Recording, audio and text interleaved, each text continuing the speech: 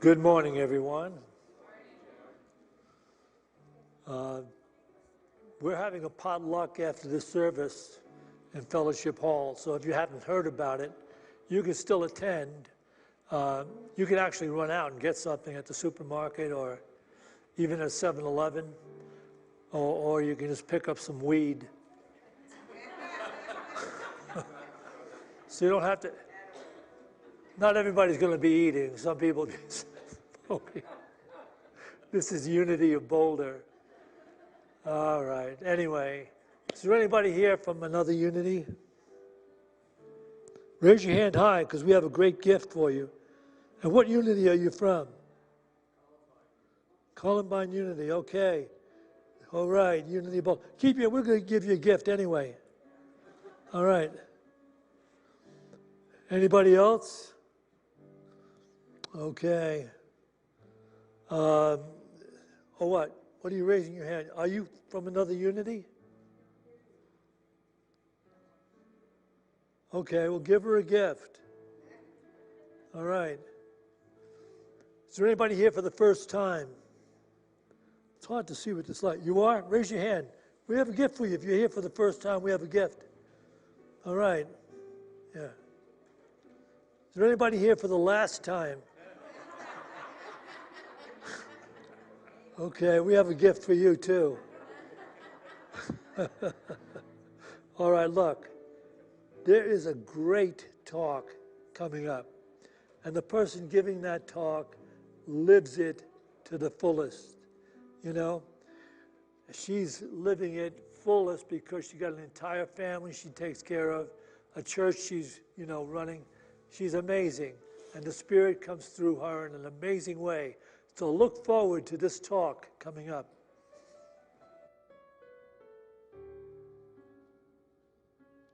Good morning, everyone. Welcome to Unity of Boulder. Those of us who are gracing us with your presence here in-house, and those of you who are joining us online, we love spending some time every Sunday with you. It is our pleasure, and we're happy to do it every week. So, my name is Mike Shadle. I'm the administrator here of the building. I basically just take care of anything in the building that needs to be taken care of, make sure we have what we need. But I also take care of rentals. We rent out all the space in this building. So if you ever have any events, you could rent this room and this stage. You could rent Fellowship Hall. We've got small classrooms downstairs. If you have a small class or something or event you'd like to host, please just call the office, ask for Mike, and I can get you set up with a room and give you a date and get your event rolling. So I also want to let everyone know if there's any children here or of all ages, we do have children. Sorry, let me start this over. We do have Sunday school downstairs for ages all the way from K through 12.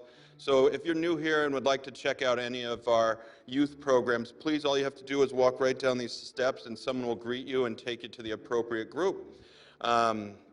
So we've got a few things coming up here at Unity of Boulder. Starting this week, our minister is going to be speaking today, Santisha.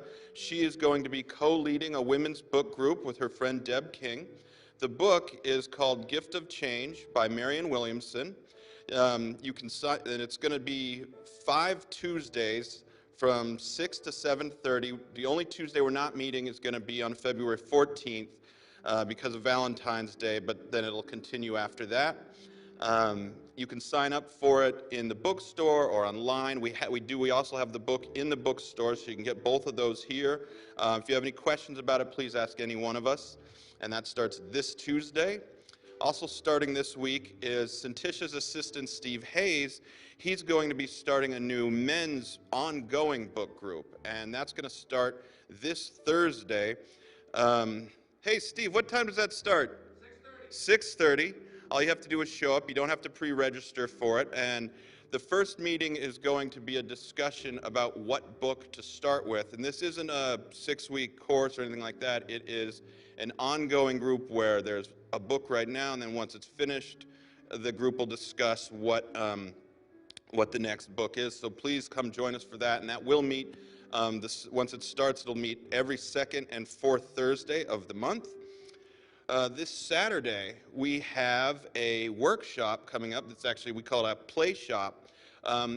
3 times a week we have what we call Nia Dance over here in Fellowship Hall. It's kind of an exercise/dance class in the mornings, and it's a very spiritual form of kind of free dancing.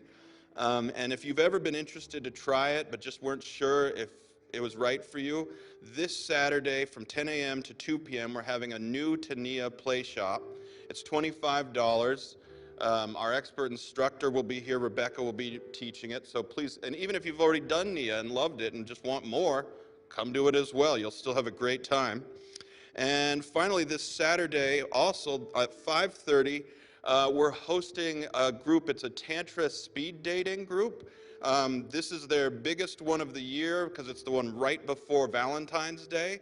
So if anyone, or you know anyone who might be hoping to find that special spark right before Valentine's Day, there's a flyer for it out in the lobby where you can scan the flyer on your phone to get the information of the group, as it's not actually ours. It's kind of a joint partnership event with another group, so please check that out. It's a really neat group, and I've talked with people who've gone, and it has fantastic reviews.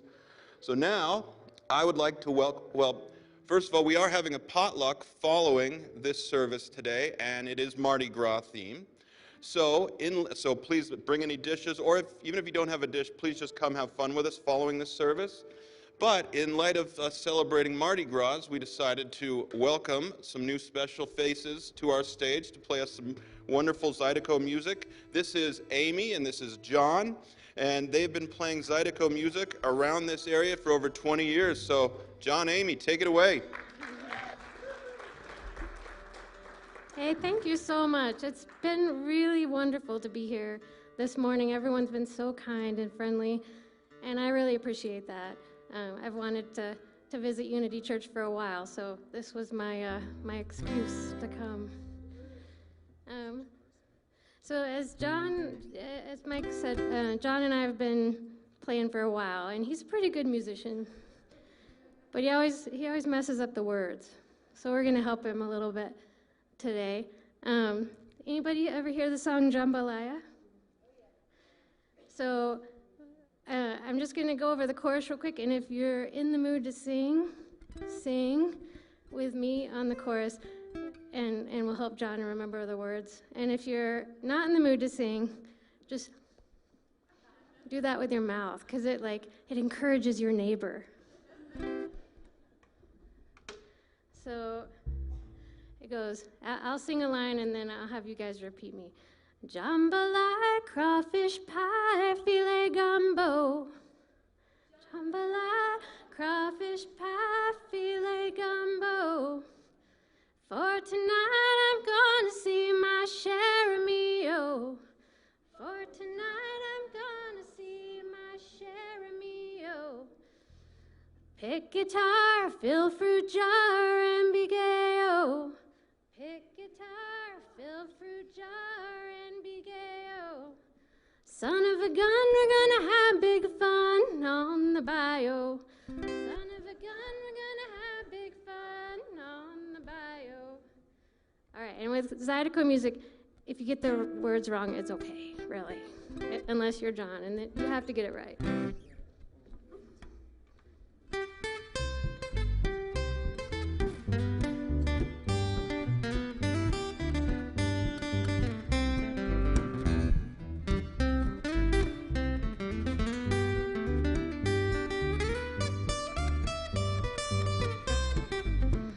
Goodbye, Joe, me gotta go, me oh my oh. Me gotta go, Paul the hero down the bayou. I heave on the sweetest one, me oh my oh. Son of a gun, we're gonna have big fun on the bayou. Here's your part. Jambalaya, crawfish pie, filet gumbo. For tonight I'm gonna see my share of me, oh yeah, clap. Fill guitar, fill fruit jar.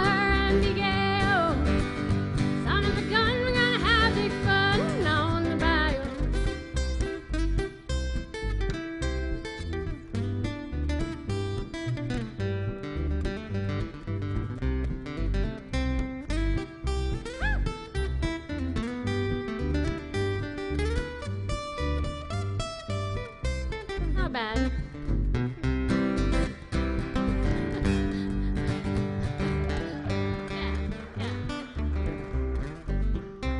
take care of the singing part.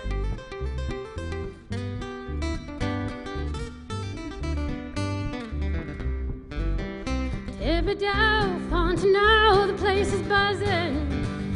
People come to see Yvonne by the dozen. They dress in style, go hog wild, me oh my oh. Son of a gun, we're gonna have big fun on the bayou.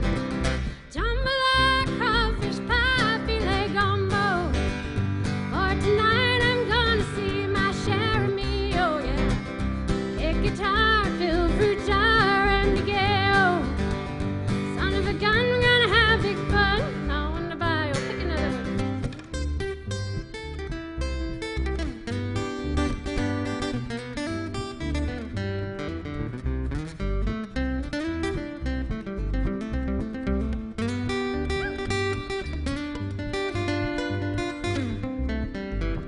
Jambalaya, crawfish pie, filet gumbo.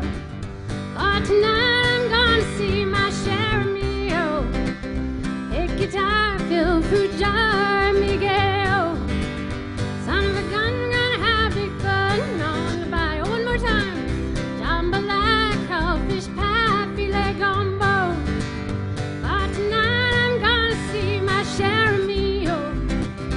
Pick guitar, fill fruit jar, and Miguel. Son of a gun, we're gonna have big fun on the bayou. Well, son of a gun, we're gonna have big fun on the bayou.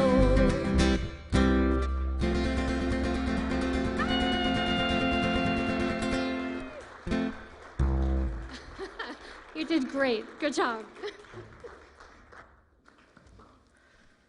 All right, well now, that was rousing and beautiful. Thank you so much. Love that music, it's gorgeous. So now we're gonna enter a call for prayer. This is the time in the service where we invite you at this time to take a prayer sheet out of the front of the pew in front of you and write a note of any person that you'd like to be prayed over at this time. And it can be for yourself, it can be for a family member, it can be for an animal. And then Steve is going to come down and pass them all to this middle aisle, and he will pick them up. And they will go back to our main prayer box, and then they will be prayed over for a month every Wednesday and every night, actually, with our prayer group. And then it's sent off to Unity Village, and it's prayed over at Satellite Unity for another 2 months. So know that this is a prayerful work, and prayer is powerful, and we're going to bring prayer into the lives of the people that need it at this time. So not only are we being blessed here today, right now, but we're blessing others as well. Okay, and so we're going to ask you to sing with us and sing into this room. We're calling all spirits and our spirit guides and angels and love into this room, and knowing that this is a holy presence and that we hold the space. We are all the channels of this greater creator of this love. Surely the presence of God is in this place, in every tree, every flower, and child's face. And I know all God's creations deserve this sacred place. Surely the presence of God is in this place. Now join us and sing with us. Surely the presence of God is in this place, in every tree, every flower, and child's face. And I know all God's creations deserve this sacred space. Surely the presence of God is in this place. Now we're replacing God with love, because that's what we actually know it is. Surely the presence of love is in this place, in every tree, every flower, and child's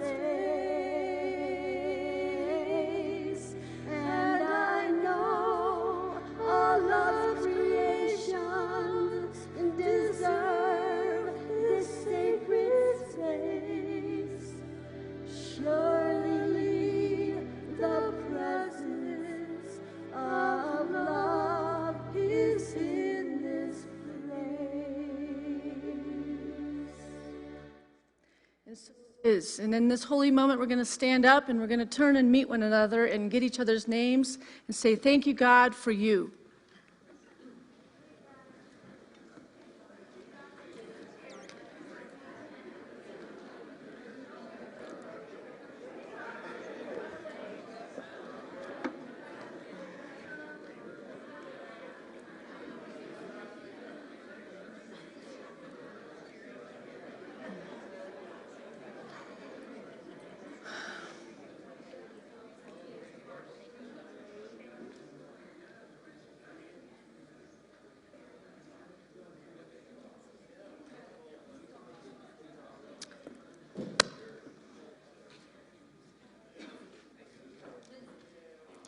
And pat yourselves on the back and say, thank you, God, for me.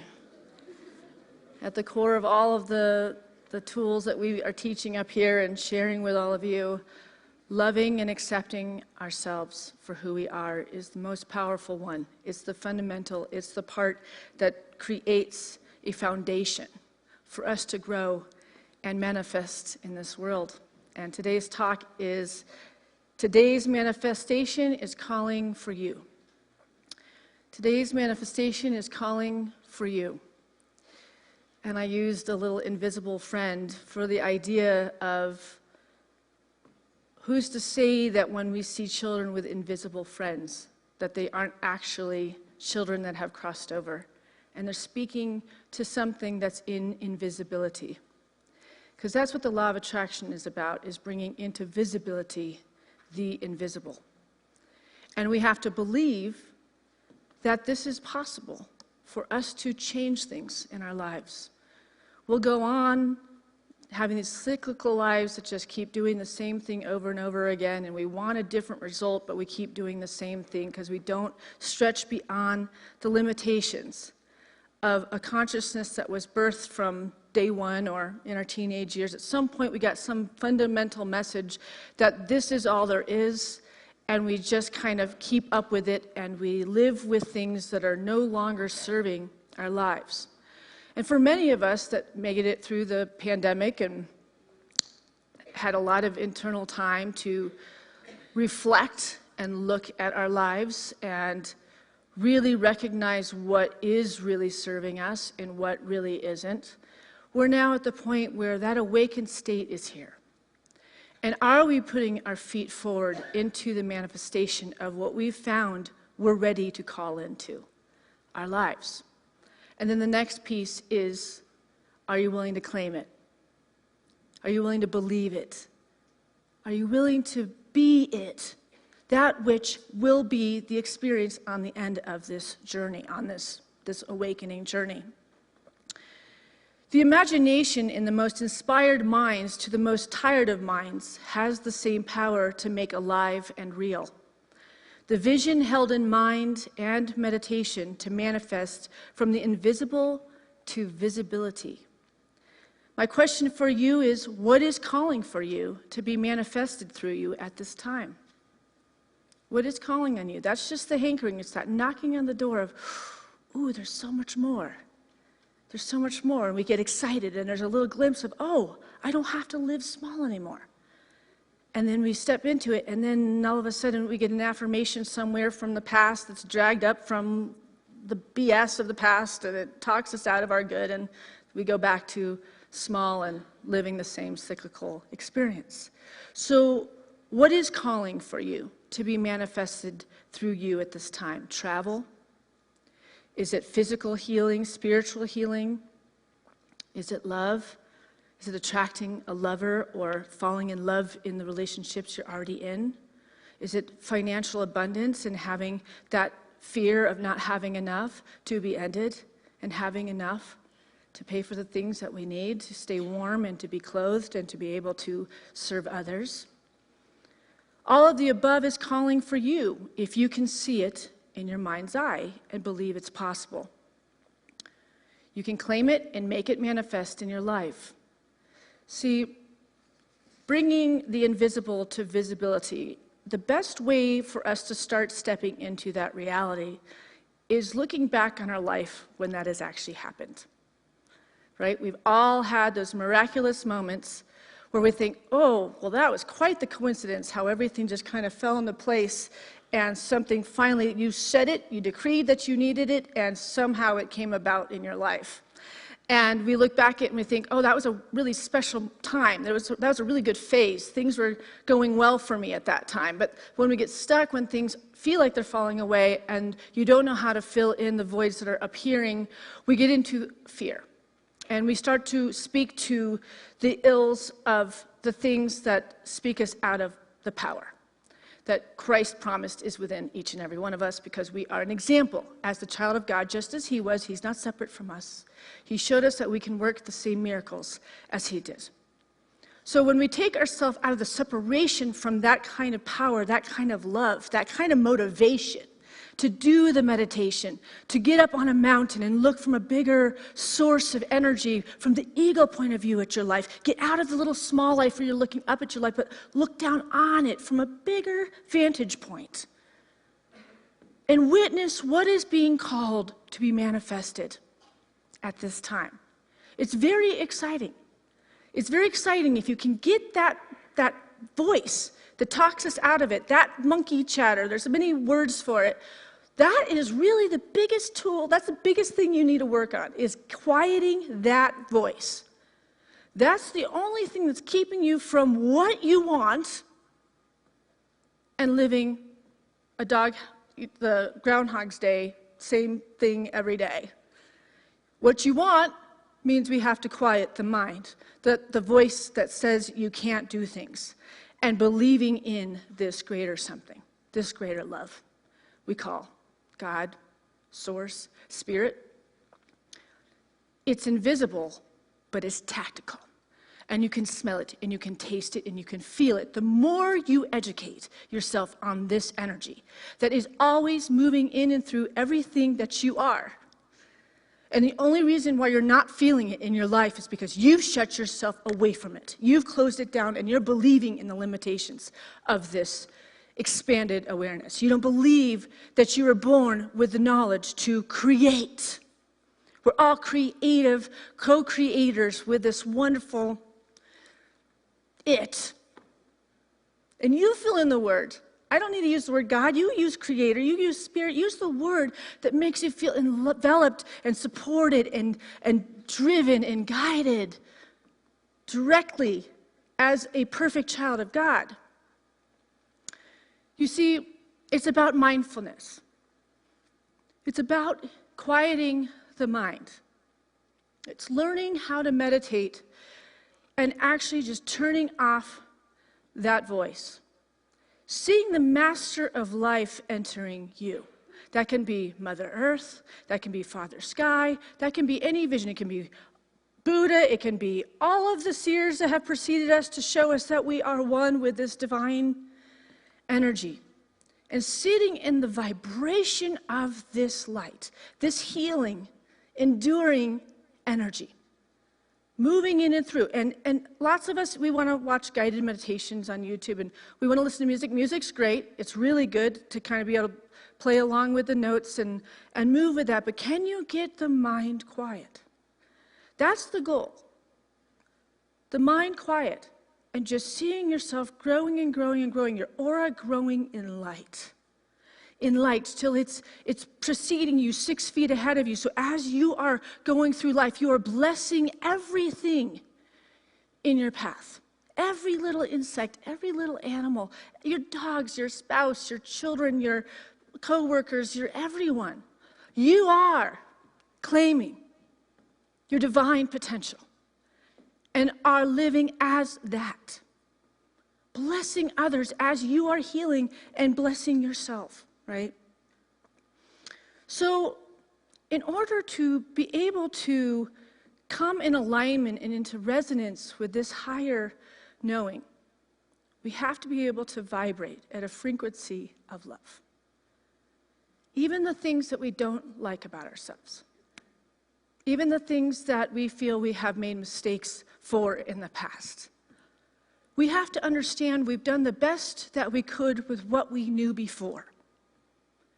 That means self-forgiveness for whatever it is that we're still holding ourselves hostage from this developed soul that you've become. And it's time to cut that off and let it go. Allowing yourself to be here now. That is the power of now. We all know that it's been said that this second coming of Christ is coming, and obviously everybody's been waiting, and it's not happened. We never said it in Unity, but the Christians have. But we know in Unity, the second coming has always been about us. We had to have those few years where we were stuck in a building, stuck with ourselves, stuck with our thoughts, stuck with our children, and even loving that moment for times and hating every second of others, and then our spouses and everyone else. I'm just kidding.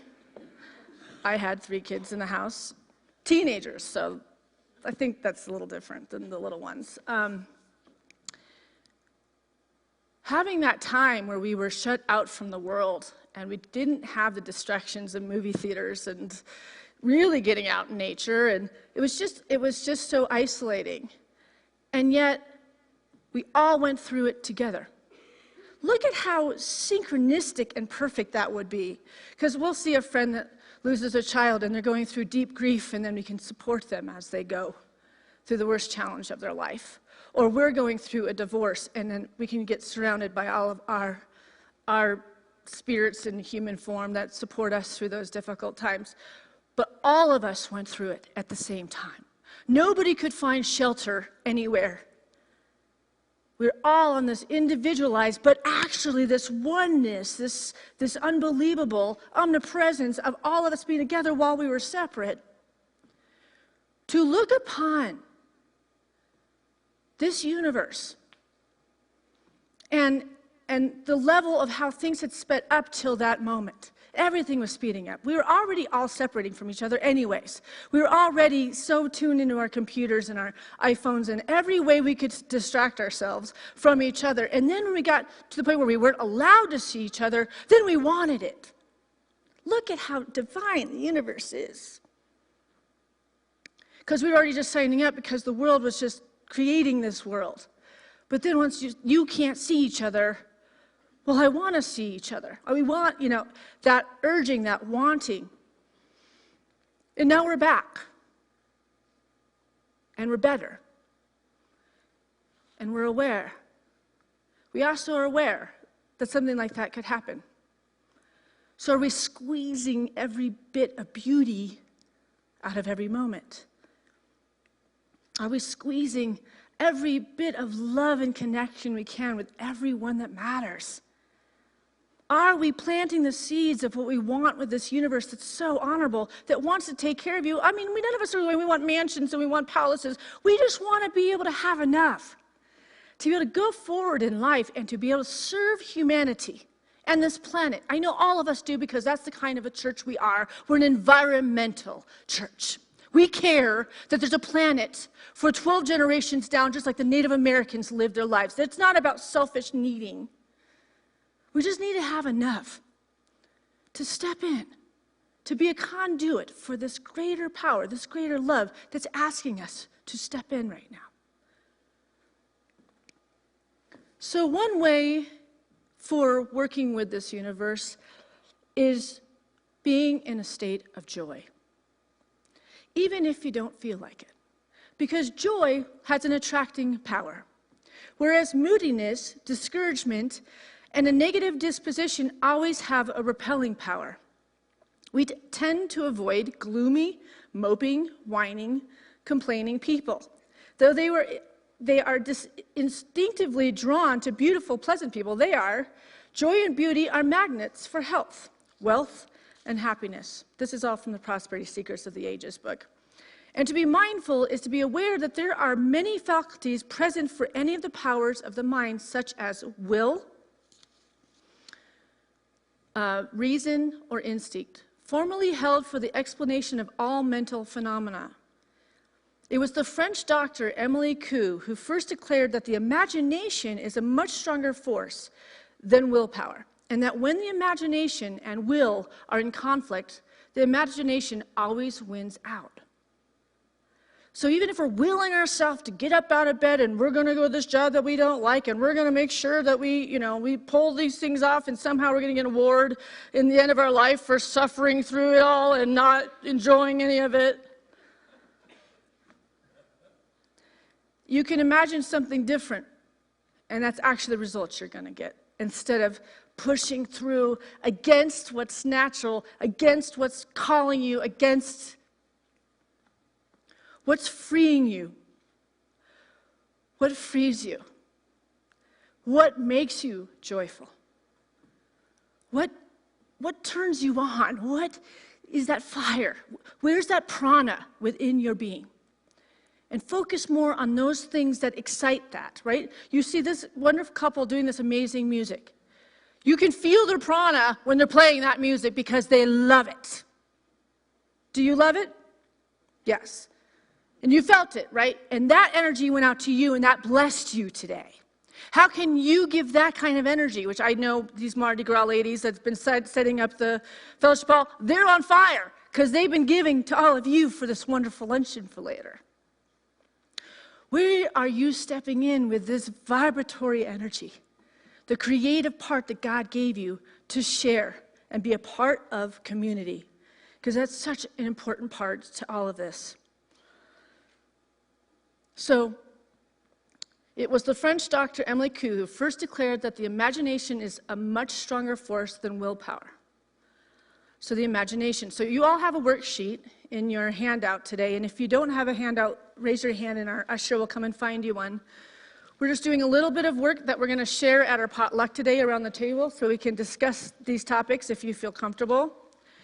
This is actually question number 2 because I wrote the worksheet before I wrote the sermon, so it's a little bit out of awkward. So this is the number 2 question. Whatever the mind is taught to expect, that it will build, produce, and bring forth for you. And the question here is, what are you willing to expect in your mind's eye to produce powerful results in your life?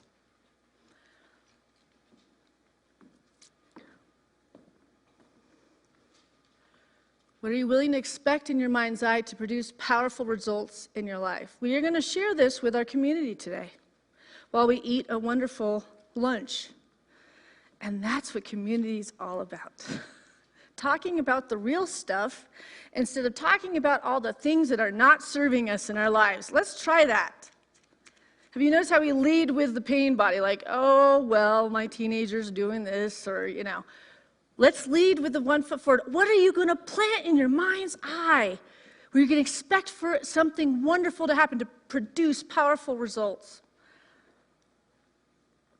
Dr. Joe Dispenza says, each time you make a new choice that is in alignment with your future, you are priming your brain to install the neurological hardware to actually think, act, and feel like the person you want to be in your future.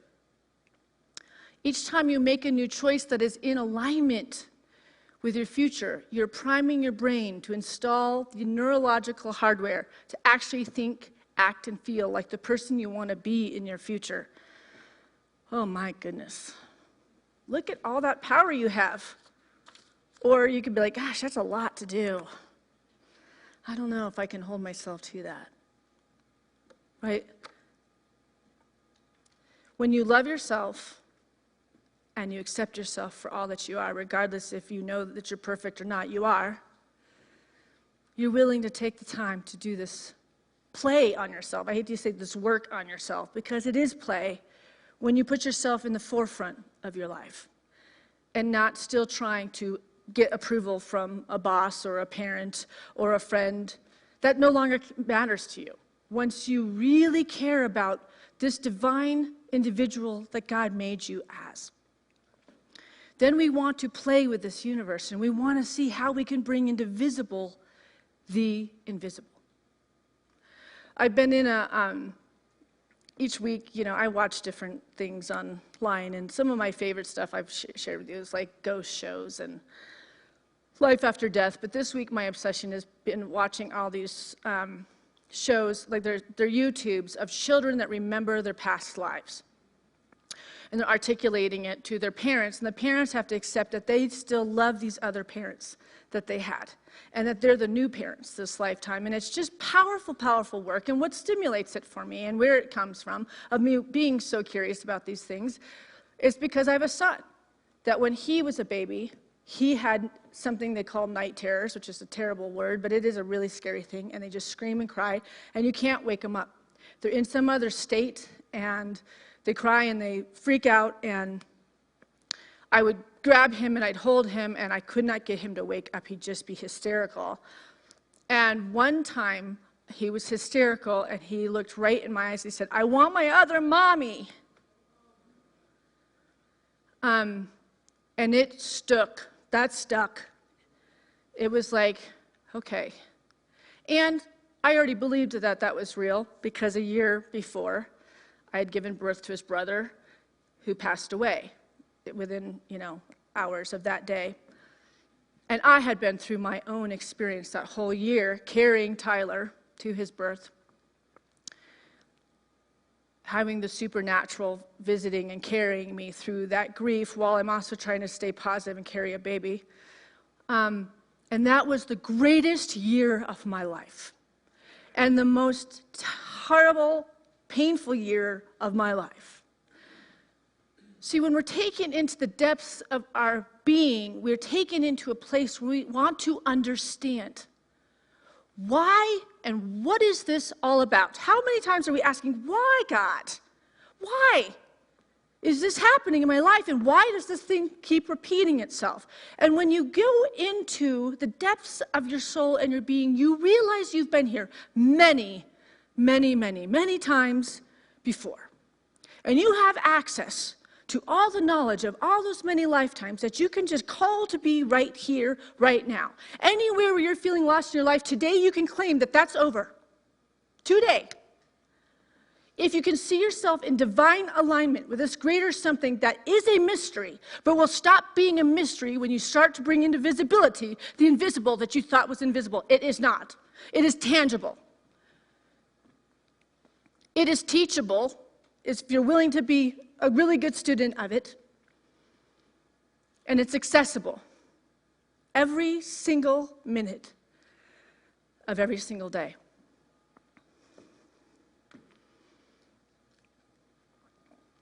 In the Prosperity book by Charles Fillmore, who's our co-founder of Unity, he writes, "A stonecutter sees a block of marble as so many hours' work, while Michelangelo sees it as an angel that is his great privilege to bring forth. This is the difference between those who see the material world as so much matter and those who look on it with the eyes of mind and the imagination that works towards perfection. One who paints a picture or makes a piece of sculpture first sees it in their mind. They first imagine it or image it." And so we have to be willing to see what it is that's being called in you. And it's a vision that's within you, and sometimes we find where we're supposed to go from discovering what we don't want. That polarity is important, and we do learn a lot from that, but eventually we've researched enough of what we don't want, but need to put a lot more investment into what we do want and share that with everybody. Because we tend to share what we do not want with others and are afraid to share what we are stoked about creating in our life, and we're planting a seed. You know why? Because if you're around people that are not of high consciousness, they're going to speak to the fears that already live in you.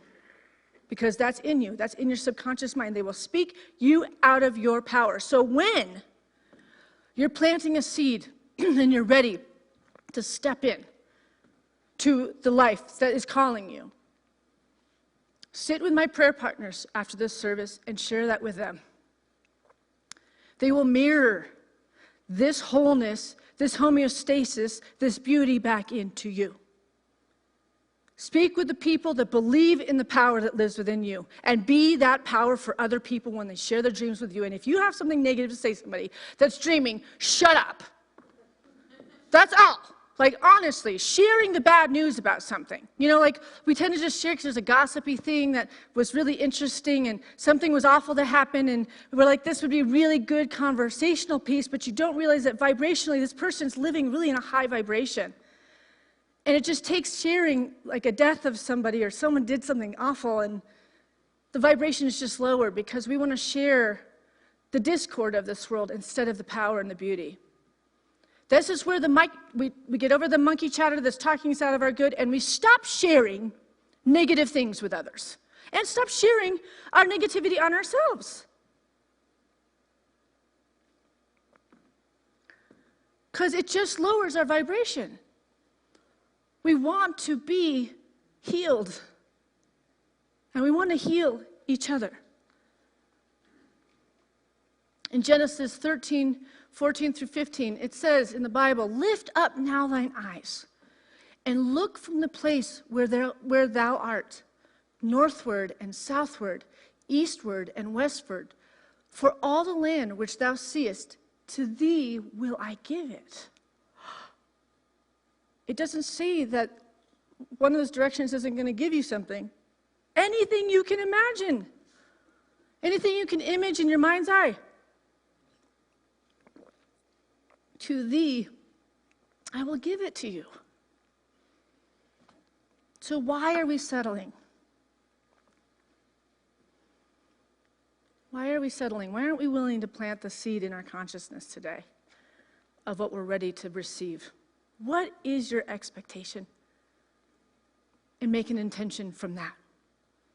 Can you dream big enough for yourself? When it seems that your success and good seems to evade you, that is the time for you to look up from the rough circumstances where you are and picture your good in a big way, for all that you see will be given you. Have you ever been led on a guided meditation of some kind? In some of the meditations, they'll say, while you're in this deep place, bring a smile to your face. To actually bring a smile to your face is just like doing a visualization or imagination about something good coming. Just smiling tells the brain there's things to be happy about. So forcing yourself to smile sometimes when you don't feel like smiling. Right? You'll notice very soon after that, all of a sudden you're laughing, and all of a sudden there's joy, and there's like, because you told your brain there's something to be alive for, and it's good still. We have to operate from a place that keeps us in alignment with this greater power. And if we're feeling pinched off, and we're not feeling connected, go into a river, go soak your feet, go get to the ocean, go get on nature, even though it's freezing outside, lay on the earth, do some earthing, get that earth in your body, let Mother Earth just hug you and caress you and love you, because all of this is alive. Energy is everywhere, and all of it is alive and wants us to bring us back to this majesty. There's so much more. There's so much more. Okay, this is question 3 on your little handout. We have been conditioned into believing that we need a reason for joy, a motivation to feel gratitude, grounds to be in a state of love. Dr. Joe Dispenza shares this, and this is the question. Where can you find more joy and gratitude in your life right now to form more resonance with your dreams for yourself?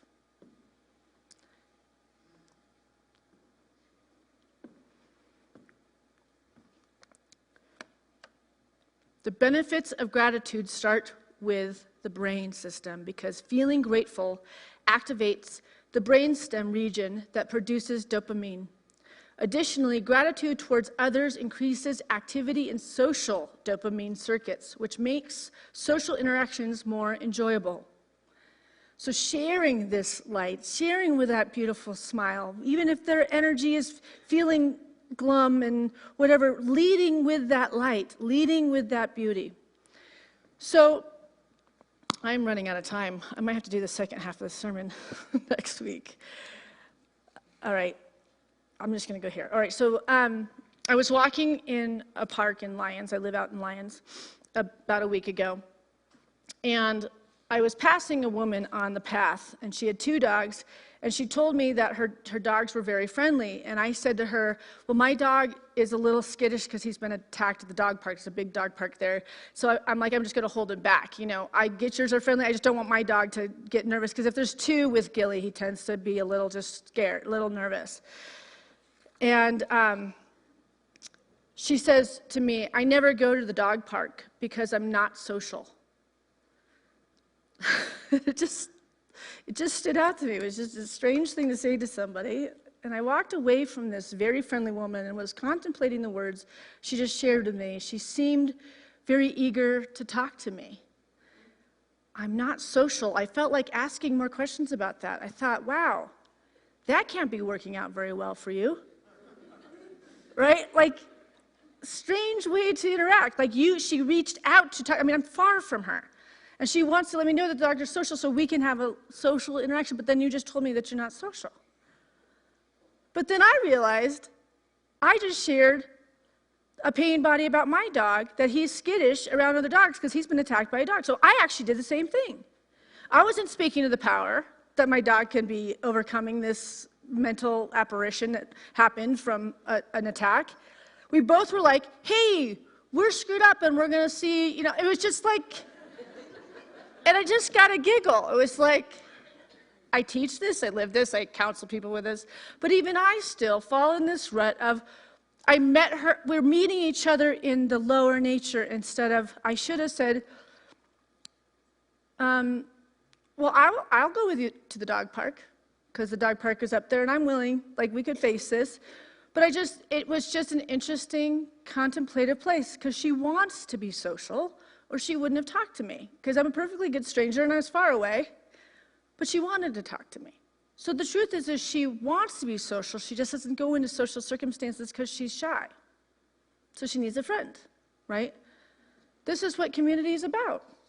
So I share that to talk about the pain body and how we lead from some of the difficult experiences of our life, because somehow it's easier to talk about our victimhood or our hardships. I mean, this is a really light example, but we tend to lead feet forward with some sort of break in us to share with others to somehow make them feel comfortable. It's actually a social thing. We do it so we make them feel comfortable so we don't look stuck up and happy. Right?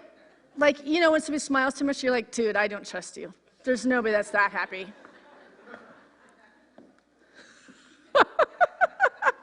That person's a liar. I've had that judgment, honestly, in my life, because I've grown up in the spiritual work, and the people, they're just like prayer hands and smiling, and their eyes are all soft and guru-like. At some point, they had a mental break and just lost it. And I saw it, and it was like, okay, note to self. Nobody ever smiles all the time, because if they do, they're full of... Okay, I digress. I have worked in this work too long, probably. But people that lead with that energy, it's not a big smile, it's a feeling. It's an openness, it's a readiness, it's an availableness. That's the happy I'm talking about, that's the joy. It's a vibration, it's not some fake smiling thing for acceptance or something like that. So this is the next activity right here. Eckhart Tolle. Be alert to something inside of you that seeks to become angry, fearful, stressed, or in any way negative. As you feel pain, see if anything gets a strange enjoyment from it. This is the pain body. What part of you, if this relates to you at all, still leads with your pain body, a story of limitation or a feeling of not being enough? And what could you change to no longer lead with this misalignment? So I'm going to play this song, and I'm going to have you start working on this activity. There is one more question. We will cover that next week, but you can answer it. It's just an affirmation that you'll write for this week. So we're going to play this song, and I'm going to let you work on your worksheets right now. This is your meditation for this week. So I want to see you all working on your activities, and get your little pen out. And if you need a pen, put your hand up, and I'll have my ushers bring you one. You need a worksheet? We can play the video. We need worksheets down here and some pens. We need sound on that. Mike, we need sound.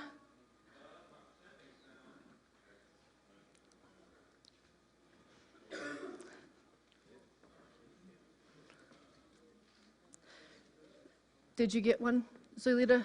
Yes, thank you. Make sure the output's set to the sound card.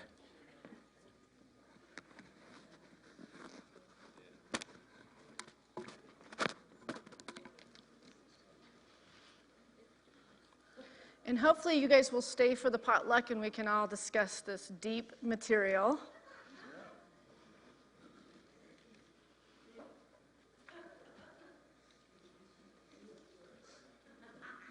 All right. Mike, are you going to be able to get it? I'm trying as hard as I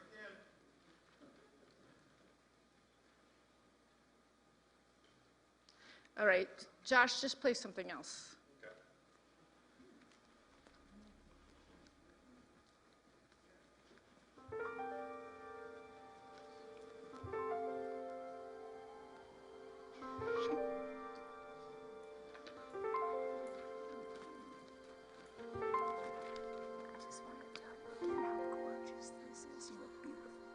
Thank you.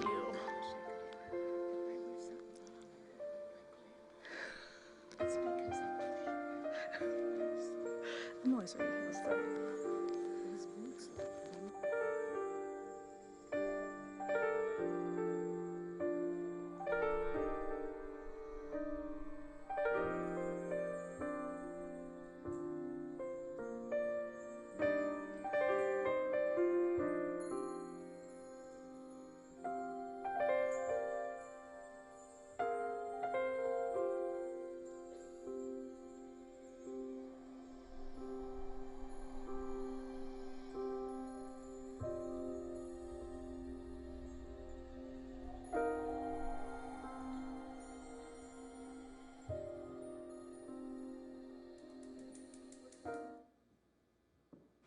We'll be all prepared. So the discussion group's happening during the potluck today. And I'm grateful for you and I bless all of you and I thank you for being here and that you take this in and allow yourself to move into this next beautiful phase. And I see it happening for all of you. And I love you and I bless you. Amen. Let's take an offering for unity now.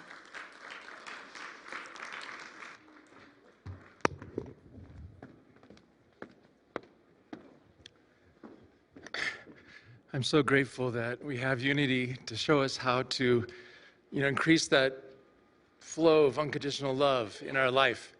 And donating is also a great way to do that because basically you are telling the universe, look, universe, I am in the flow.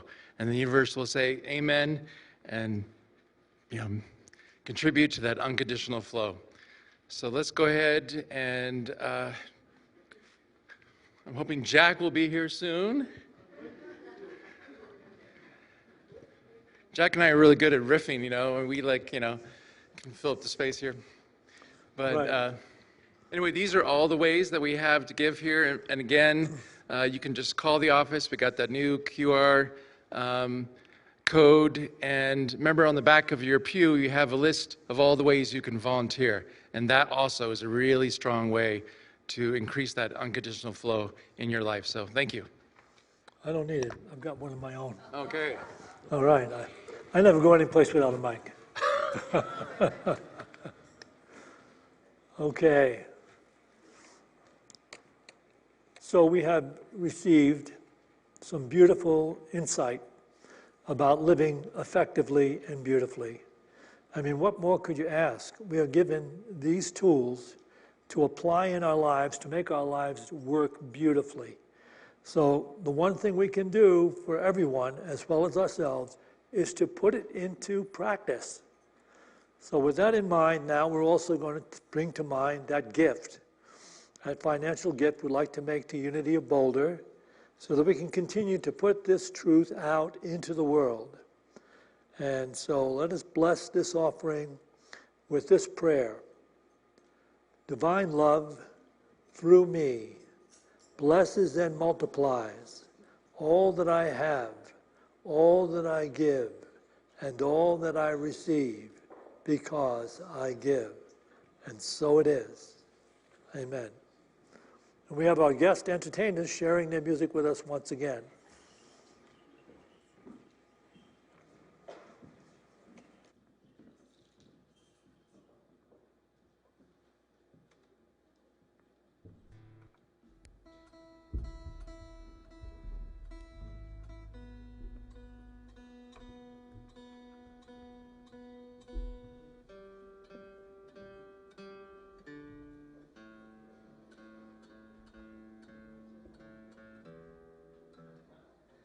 That was a beautiful message. We have a very joyous song to share with you to end. Well, thank you very much for having us. So we're going to do Iko Iko, which is a New Orleans second line song played during Mardi Gras parades. And I guess we're going to have our own second line parade after the service. So the second line song has a certain kind of beat, which will give everybody an opportunity at the end to try that beat out. And Amy's going to teach you the words real quick. All right, now, I don't speak Cajun, so I don't know what these words mean, but I learned them from a very famous Cajun, Jerry Garcia. And the chorus goes, Aiko, Aiko, Aiko, Aiko ande, Giacomo fino anande, Giacomo fino ande, talking about hey now, Aiko, Aiko ande, Giacomo fino anande, Giacomo finande. Now, if you know a different version, your job is to sing your version louder than my version, so we have like a power struggle.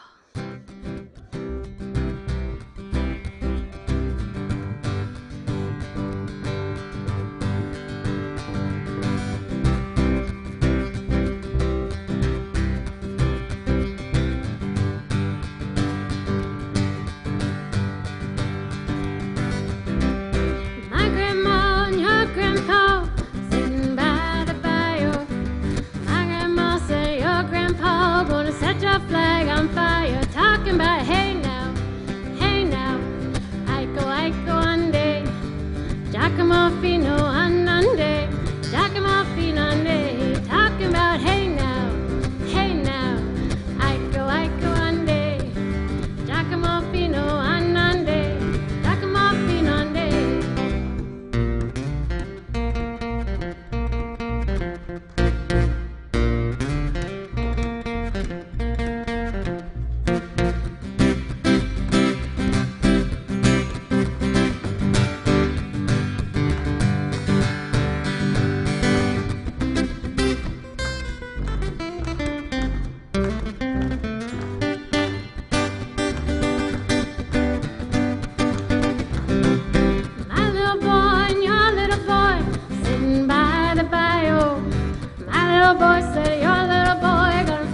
Chicken wire, talking about hey now, Aiko, Aiko ande, Giacomo fino anande, Giacomo fino ande, talking about hey now, Aiko, Aiko ande, Giacomo fino anande, Giacomo fino ande. One more time.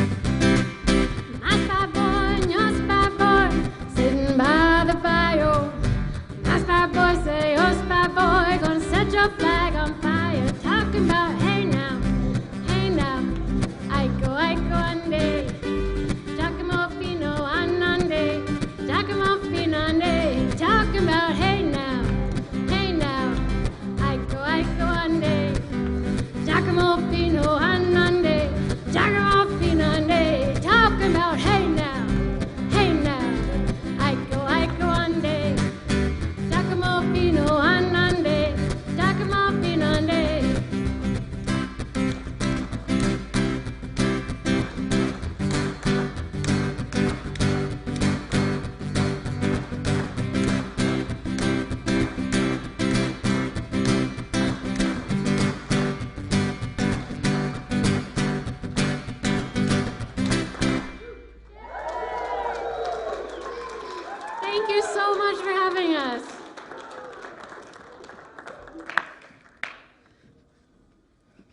What fun. We want you to come back a lot. We like you a lot. That was wonderful. Thank you so much. Appreciate you. We're going to sing I Release and I Let Go, and then we're going to invite the kids up here, and we're going to... Huh? Okay. Let's start. We have prayer partners available. If you have a prayer need, just stay seated in your seat, and they will come and find you and take you to our beautiful meditation room and pray with you. And please join us for lunch. If you don't have a dish to share, we're not going to start it for 15 minutes after the service. You can run out and grab something and join us. Let's build this community in love. All right, here we go. I release and I let go. I let the Spirit run my life, and my heart is open wide. Yes, I'm only here for God. No more struggle, no more strife. With my faith I see the light. I am free in the Spirit. Yes, I'm only here for God. I release and I let go. I let the Spirit run my life, and my heart is open wide. Yes, I'm only here for God. No more struggle, no more strife. With my faith I see the light. I am free in the Spirit. Yes, I'm only here for God. Now it's your turn.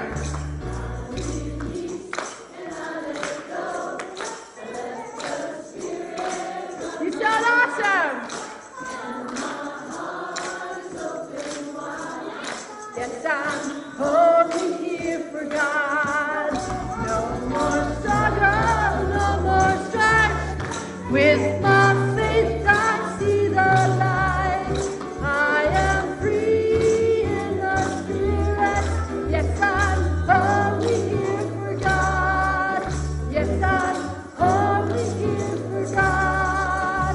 Yes, I'm only here for God. Woo! When the saints come marching in.